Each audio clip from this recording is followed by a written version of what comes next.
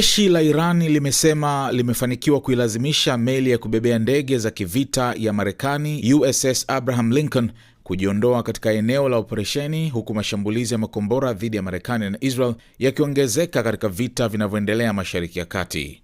Msemaji mwandamizi wa jeshi la Iran, Brigedia Jenerali Abu Fazl Shekalchi, amesema meli hiyo ya Marekani imekumbwa na kile alichokiita kushindwa kihistoria baada ya kukabiliwa na nguvu za kijeshi za Iran. Katika taarifa iliyotolewa Jumamosi, Shekalchi amesema meli hiyo ambayo kwa muda mrefu imekuwa ishara ya nguvu za kijeshi za Marekani katika eneo hilo ililazimika kujiondoa baada ya kukabiliwa na mashinikizo kutoka Iran.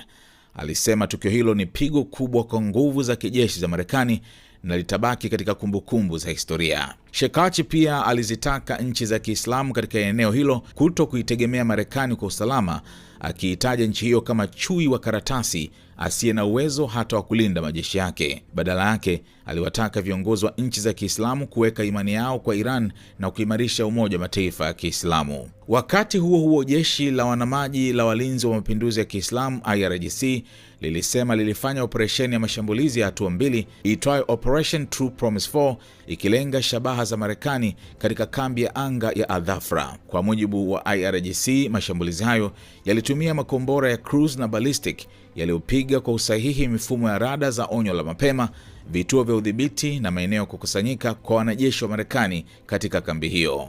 Jeshi hilo lilisema litaendelea na mashambulizi ya kulipiza kisasi hadi kambi zote za kijeshi za Marekani katika eneo hilo zitakapofutwa kabisa. Kwa upande mwingine, kamanda wa kikosi cha anga cha IRGC Brigedia Jenerali Sayyid Majid Musavi amesema usahihi wa makombora ya Iran umeongezeka kwa kiasi kikubwa katika siku za hivi karibuni. Kupitia ujumbe alioandika katika mtandao wa X, Musavi alisema katika saa 48 zilizopita kiwango cha usahihi wa makombora ya Iran kinacholenga shabaha za Marekani na Israel kimeongezeka mara 2. Anga sasa limefunguliwa kwa makombora makubwa ya Iran, alisema, akiongeza kuwa mashambulizi dhidi ya waliovamia yataendelea.